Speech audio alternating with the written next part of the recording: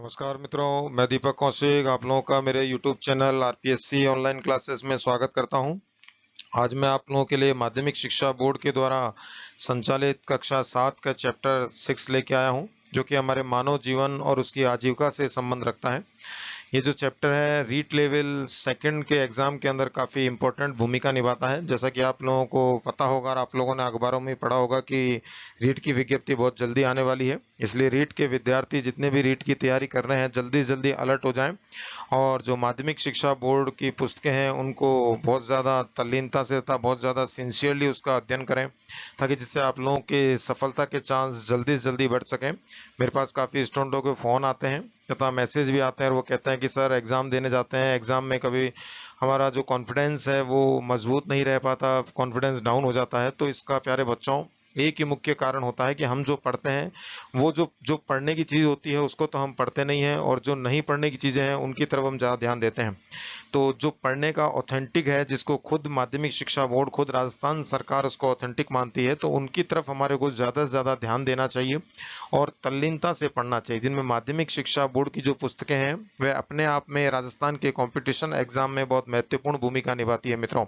इसके साथ साथ एनसीईआरटी की पुस्तकें हैं वह आरपीएससी के तथा इसके साथ साथ यूपीएससी के एग्जाम में बहुत महत्वपूर्ण भूमिका निभाती है। इसलिए जो माध्यमिक शिक्षा बोर्ड के द्वारा संचालित पुस्तकें हैं उनको हल्के में ना लें और उनकी एक एक लाइन को आप तल्लीनता से पढ़ें। इसके साथ ही मेरे इस चैनल को थोड़ा सब्सक्राइब कर दिया करें और लाइक भी कर दिया करें। जब आप सब्सक्राइब करेंगे और लाइक करेंगे तो मेरे द्वारा जो आने वाले समय में जितने भी वीडियो अपलोड किए जाएंगे तो उनका नोटिफिकेशन आप लोगों के पास पहुंच जाएगा। तो इसमें आप लोगों का ही प्रॉफिट है, तो आप लोगों का फ़ायदा है, तो इसको ज़रूर करें और मेरे इस वीडियो को लाइक एंड सब्सक्राइब करना ना भूलें। ठीक है मित्रों, चलो अपन चलते हैं, क्योंकि आप लगातार मेरे इस चैनल को सब्सक्राइब करेंगे, लाइक करेंगे तो मुझे खुशी होगी और मैं ज़्यादा मेहनत करने का प्रयास करूँगा। चलो अपन चलते हैं। 6 चैप्टर है ये कक्षा 7 का, जो कि माध्यमिक शिक्षा बोर्ड के द्वारा संचालित पुस्तक है, मानव जीवन और आजीविका। पहला ही टॉपिक है मैदान व मरुस्थलों के निवासी। यदि हम देखें तो हमने पिछले अध्यायों में पढ़ा है कि कैसे पृथ्वी पर मौजूद विभिन्न स्थल, रूप और पर्यावरण हमारा आवास बनाते हैं। ये आप लोगों को मैं बता चुका हूँ मेरे पिछले वीडियो में। कुछ लोग पहाड़ों पर रहते हैं तो कुछ मैदानों में या जंगलों में, वहीं कुछ लोग रेगिस्तान में रहते हैं तो कुछ समुद्र के किनारे तटीय इलाकों में। ये विभिन्न प्राकृतिक परिस्थितियां हमारे सामने आजीविका के अलग अलग अवसर प्रदान करती हैं। नदियों द्वारा पोषित मैदानों की उपजाऊ मिट्टी में लोग खेती करते हैं, वहीं रेगिस्तानों में न ही उपजाऊ भूमि होती है और न ही पर्याप्त पानी।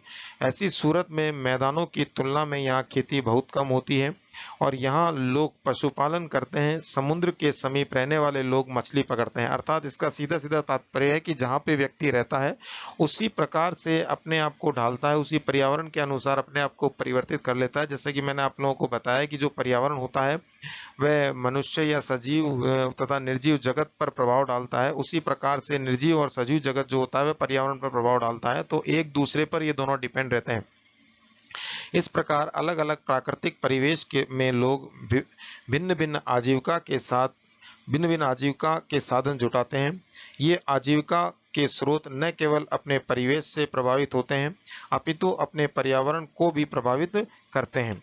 ये आप लोगों को कुछ डायग्राम दे रखे हैं, ये पर्यावरण के आधार पर मैदानों के आप लोगों को डायग्राम है। यहाँ पे रेगिस्तान दिया हुआ है तो यहाँ पानी का किनारा दिया हुआ है, ये जंगलात दिए हुए हैं, ये पहाड़ों के एरिया दिए हुए हैं। इस प्रकार से साथ चारों के चारों ये पर्यावरण से संबंधित पुस्तक के अंदर आप लोगों को दिखाया हुआ है मित्रों।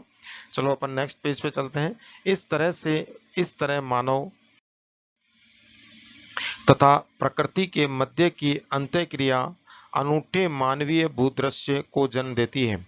प्राकृतिक भूदृश्यों के विपरीत इन मानवीय भूदृश्यों में हमारे गांव, शहर, खेत खलियान, कुएं, बावड़ियां, मोटर गाड़ी, कल कारखाने, धार्मिक स्थल आदि सम्मिलित हैं। क्या आप अपने गांव या शहर के प्राकृतिक परिवेश और मानवीय परिवेश में अंतर देख पाते हैं? दिए गए चित्रों को देखिए। चित्र दिए हुए हैं मित्रों, 3 चित्र दिए हुए हैं इस पृष्ठ के ऊपर देखें को देखिए, ये अलग अलग गांव हैं जो विभिन्न भौगोलिक परिस्थितियों में स्थित हैं। इनमें से एक गांव पहाड़ी है तो एक मैदान में स्थित है। वहीं यहाँ एक जंगल तथा मरुस्थलीय गांव भी है। क्या आप इन चित्रों को देखकर इन विभिन्न गांवों को पहचान सकते हैं? देखो आप लोग, ये 5वें नंबर का है, पिछले मैं दिखा चुका हूँ। ये 5वें नंबर का आप देखें, मैदानी गांव है। यहाँ गन्ने के खेत दिए हुए हैं, या घोर कुएं, जंगल दिए हुए हैं, पानी दिया हुआ है, बाकायदा इस प्रकार के चित्र हैं। चलो आगे चलें। मैदानों में जीवन, नया टॉपिक है अपना, मैदानों में जीवन। पश्चिमी उत्तर प्रदेश में गंगा यमुना के मैदान हैं। इस बात को याद रखिएगा कि जो पश्चिमी उत्तर प्रदेश है वहां पर किस प्रकार के मैदान हैं। गंगा यमुना के जो मैदान है आपको पश्चिमी उत्तर प्रदेश के क्षेत्र में देखने को मिलते हैं। क्लियर होगी बात। यहाँ सहारनपुर के आगे एक छोटा सा गांव है चेहड़ी। इस बात को याद रखना, चेहड़ी कहाँ स्थित है? सहारनपुर के आगे। तथा विपिन इसी गांव में 7वीं कक्षा में पढ़ता है। नदियों द्वारा एकत्रित जलोढ़ मिट्टी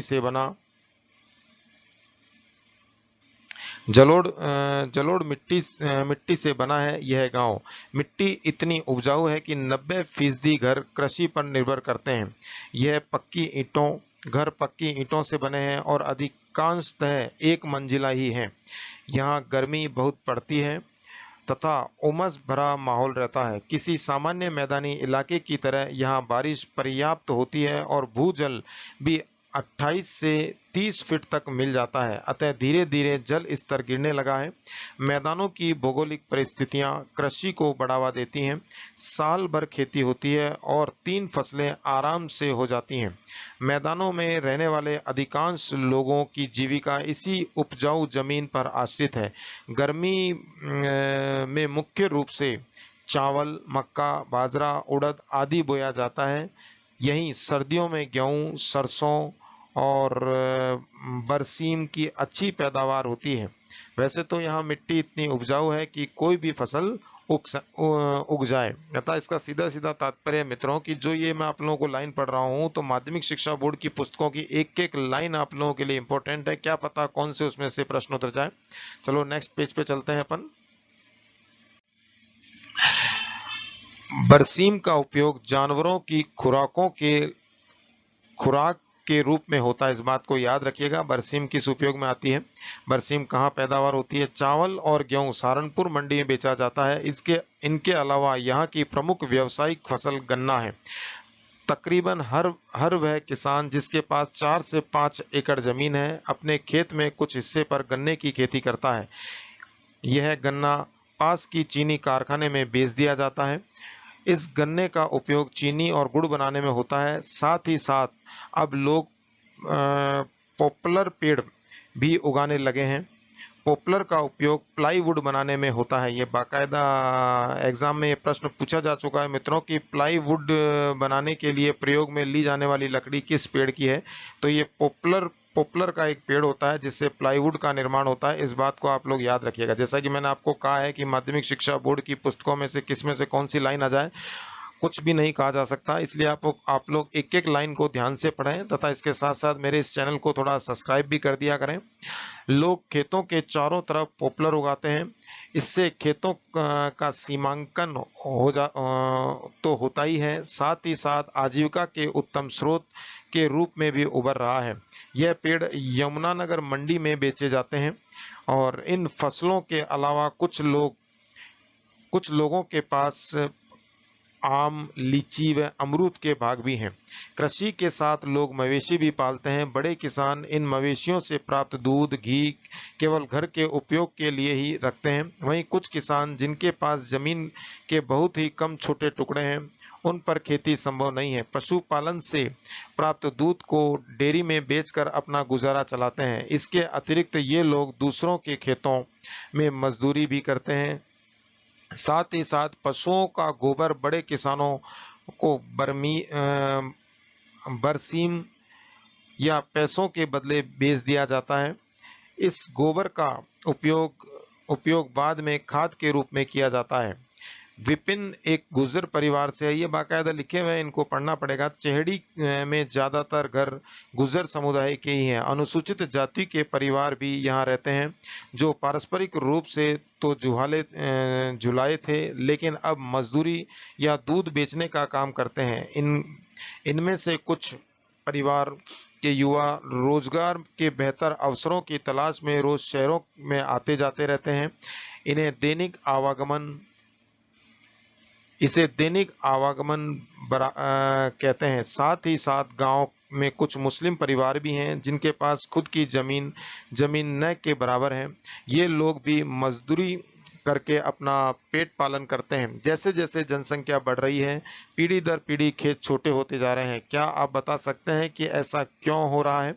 विपिन के गांव में विपिन के गांव से दो तरह का पलायन होता है। एक तरफ गरीब लोग आजीविका के बेहतर अवसरों की तलाश में शहर की तरफ जाते हैं, वहीं संपन्न लोग उच्च शिक्षा और सहूलियत के लिए पलायन कर रहे हैं। विपिन के गांव में पाए जाने वाले ये सभी लक्षण गंगा यमुना के मैदानों में स्थित किसी भी आम गांव में आसानी से देखे जा सकते हैं। गर्म मरुस्थल का एक गांव राजस्थान के सुदूर पश्चिम में जैसलमेर है। इससे भी 90 किलोमीटर दूर स्थित राजू का गांव लूणार, याद रखिएगा लूणार है। सम के बालूका स्तूपों से भी आगे इसके बाद कोई और गांव नहीं है। केवल यह छोटी सी ढाणी है, रतन सिंह की ढाणी। दिखते हैं तो जहां तहां छोटे छोटे घर और बस रेत ही रेत। जलवायु बहुत शुष्क है और कभी कभी रेत की आंधियां भी चलती हैं। थार एक गर्म मरुस्थल है। दिन में तापमान बहुत बढ़ जाता है, वहीं रात होते होते ठिठुरन भरी सर्दी लगने लगती है। न कोई पानी का स्रोत है, नहीं इतनी बारिश की जंगल पनप सकें। कहीं कहीं खेजड़ी के कुछ पेड़ अवश्य दिख जाते हैं। वन विभाग ने बालूका स्तूपों को स्थायी करने के लिए वृक्षारोपण कार्यक्रम चलाया है। थार की गोद में बसा ये 200 घरों वाला गांव लूणार रेत में रची एक कविता की तरह है। सरहद से कुछ ही दूर यहाँ स्थित यह गांव पूरे इलाके में सबसे बड़ा है। यहाँ पर मेघवाल, सोडा राजपूत तथा लगभग 20 से 25 मुस्लिम घर हैं। यहाँ ज्यादातर घर मिट्टी से बनी गोलाकार झोपड़ियां हैं। कुछ सालों में पक्के पत्थर के घर भी बनने लगे हैं। तीनों समुदायों की अपनी अपनी बस्तियां हैं जिन्हें वास कहा जाता है। याद रखिएगा, पश्चिमी राजस्थान में जो छोटी छोटी बस्तियां हैं उन्हें किस नाम से जाना जाता है? वास के नाम से जाना जाता है। ये देखो कितना जबरदस्त प्रश्न उतर के आया है। इतनी लाइन पढ़ने के बाद ये अपने पास पश्चिमी राजस्थान में जो छोटी छोटी बस्तियां हैं उनको स्थानीय भाषा में क्या कहा जाता है? वास कहा जाता है। क्लियर हो गई बात? नेक्स्ट चलते हैं। ये वास एक दूसरे से दूर दूर स्थित हैं जिन्हें बुजुर्गों के नाम से जाना जाता है। सभी मोहल्लों की अलग अलग बैठकें हैं। गांव में 15 मोहल्ले हैं और उनकी 15 बैठकें हैं। आजीविका के ज्यादा स्रोत उपलब्ध नहीं है। भूजल भी 350 से 425 मीटर की गहराई पर ही मिलता है। वो भी आगे चलते हैं मित्रों, वो भी खारा। पीने के पानी के लिए सरकारी नलकूपों पर निर्भर रहना पड़ता है। आजकल नवनिर्मित मकानों में बारिश के जल संग्रहण की भी व्यवस्था की जा रही है। रेगिस्तान में सबसे कीमती वस्तु पानी ही है। पानी को लोग जान से भी ज्यादा संभाल के रखते हैं। इस गांव की स्थानीय बोली में कहावत भी तो है, नहावण पानी और है, पनक पीवण ने और, थामण धन में दूसरो, धुला मरुधर जोर। कुछ सालों पहले पानी 45 किलोमीटर दूर स्थित कोइया ग्राम से डाबरी तक पाइप के द्वारा लाया जाता था। उसके उपरांत जल को गांव में वितरित किया जाता था। आज भी कई लोग पानी को छोटी छोटी कुइयों में संभाल कर रखते हैं। आप लोग चित्र में देख सकते हैं मित्रों कि इस प्रकार से छोटी छोटी कुइयों के अंदर पानी को संभाल के रखा हुआ है और इनको ढका हुआ है। छोटी छोटी ये दिख रहे हैं गोलाकार आकृति में छोटे छोटे कुएं हैं जो कि हमारे पश्चिमी राजस्थान में देखने को मिलते हैं। आजीविका के लिए लोग अधिकांशतः पलायन या मजदूरी भी करते हैं। खेती ज्यादा संभव नहीं है। कुछ ही परिवार 5 से 6 महीनों के लिए कृषि करते हैं जो पूरी तरीके से बारिश पर निर्भर रहते हैं। ग्वार तथा बाजरा प्रमुख फसलें हैं क्योंकि इन्हें कम पानी की आवश्यकता होती है। लोग मतीरे के बीज भी बोते हैं जिनसे तेल निकाला जाता है। भेड़, बकरियां, गाय और ऊंट मुख्य पशु यहाँ पर हैं। आगे चलते हैं मित्रों। लोग मूलतः पशु बेचते हैं। पहले दूध, घी का इस्तेमाल केवल घर की जरूरतों के लिए होता था। हालांकि अब लोगों ने दूध बेचना भी शुरू कर दिया है। डेयरी की गाड़ी रोजाना आती है जो गांव से दूध इकट्ठा कर ले जाती है। कई सालों पहले तक बाड़मेर में स्थित बालोतरा में लगने वाले पशु मेले में भी लोग अपने पशुओं के साथ जाते थे। पशुओं को चराने के लिए गांव के आसपास 10 से 15 किलोमीटर तक ले जाया जाता है। गाय और ऊंट तो अपने आप चराते हैं पर भेड़ बकरियों के साथ आदमियों को जाना पड़ता है। गांव में घर के अतिरिक्त लोगों के पास अपनी अपनी ढाणियां भी हैं जहां ये अपने पशुओं के साथ जाते हैं। ये ढाणियां दूर दूर तक बसी हैं। रेतीले रेगिस्तान में फिरते फिरते आपको एक दो घर दिख जाएंगे जो दूर दूर स्थित हैं। इन्हीं को ढाणी कहते हैं। राजू के गांव में 10वीं तक स्कूल है पर स्कूल तक अभी बिजली नहीं पहुंची है। राजू पढ़ना चाहता है लेकिन अक्टूबर नवंबर में जब फसल की कटाई होती है वह अपने घर वालों के साथ खेतों में रहने चला जाता है।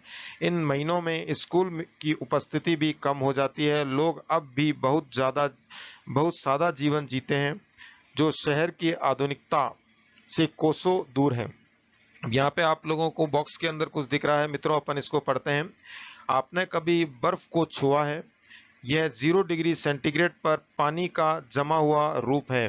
तो जरा सोचिए 40 डिग्री सेंटीग्रेड जो कि शून्य से भी 40 डिग्री कम है, उस तापमान में ये लोग कैसे अपना जीवन व्यतीत करते होंगे। देखें अपन एक शीत मरुस्थल का गांव, या शीत मरुस्थल का गांव आ रहा है इसलिए ये आप लोगों को बॉक्स में दिया हुआ शब्द आया है। देखें अपन रेत ये क्लियर नहीं हो रहा है। जिन लद्दाख में रहती है जिन लद्दाख में रहती है, भारत से सुदूर उत्तर में स्थित जम्मू और कश्मीर और इसी के पूर्व में स्थित है एक शीत मरुस्थल हमारा लद्दाख। ये थार की तरह गर्म मरुस्थल नहीं है, सूखा तो है पर ठंडा है। हर जगह बर्फ है, पथरीली जमीन है और ऊंचे ऊंचे पहाड़ों के बीच दूर दूर तक फैला बर्फ का सूखा मैदान जहां बारिश नाम मात्र होती है। इसी शीत मरुस्थल में स्थित स्तेजीन, अब आया है क्लियर, स्तेजीन का गांव फे है। जास्कर घाटी, याद रखिएगा जास्कर घाटी कहाँ स्थित? लद्दाख में। जास्कर घाटी यहाँ पे मैं अंडरलाइन कर देता हूं मित्रों जास्कर घाटी को। जास्कर घाटी में पेंजिला नदी के किनारे, याद रखिएगा पेंजिला नदी कहाँ स्थित है? जास्कर घाटी में। और जास्कर घाटी लद्दाख में के किनारे एक ढाल पर बसा 80 घरों का यह गांव स्तेजिन का फे गांव। हर जगह घर नहीं है, बस कुछ कुछ उपजाऊ भूखंडों पर ही पत्थर और गारे की ईंटों से बने घर मौजूद हैं। इन ईंट गारे के छोटे छोटे घरों को स्थानीय भाषा में खंगपा कहा जाता है। याद रखिएगा खंगपा के नाम से जाना जाता है। लद्दाख में जो स्थानीय घर हैं उन्हें किस नाम से जाना जाता है? खंगपा के नाम से जाना जाता है। इस बात को याद रखिएगा। इसी प्रकार के क्वेश्चन कई बार एग्जाम के अंदर पूछे जाते हैं और हम कंफ्यूज हो जाते हैं। इनकी छतें सपाट होती हैं, सर्दियां बड़ी तीव्र होती हैं और इनके घर बहुत छोटे, इसलिए इन सपाट छतों का उपयोग पशुओं के लिए चारा जमा करने के लिए किया जाता है।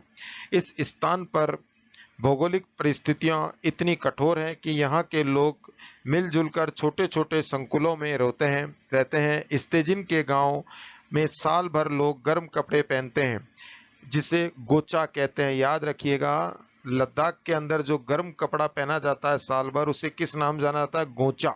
इस बात को याद रखिएगा मित्रों, ऐसे ही प्रश्न उतरते हैं और हम रीड के अंदर कंफ्यूज आते हैं।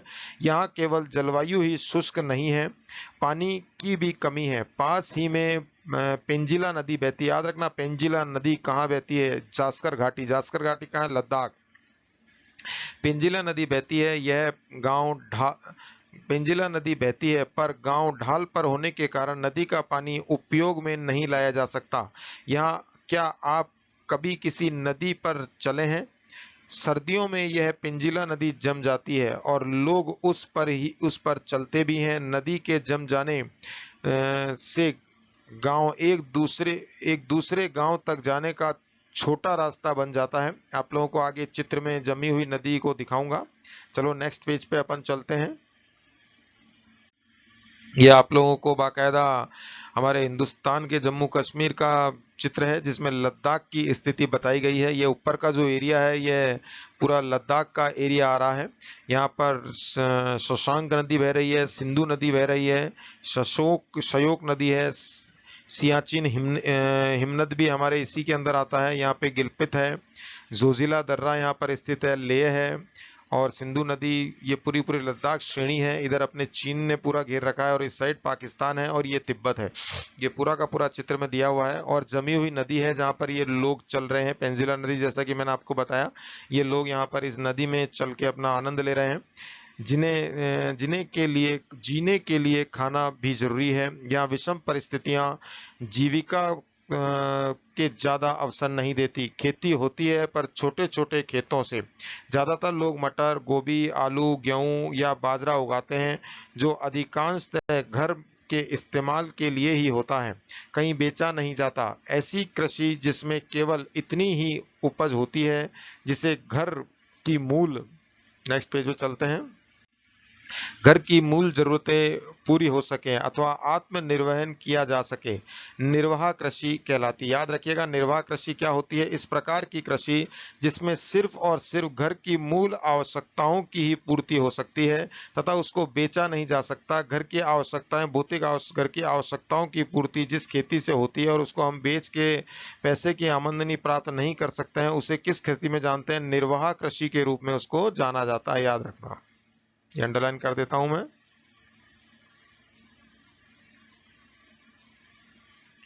वर्षा तथा पानी की कमी और जलवायु तथा मिट्टी की कठोरता के कारण यहाँ खेती केवल गर्मियों में मई के अंत से अक्टूबर की शुरुआत तक होती है।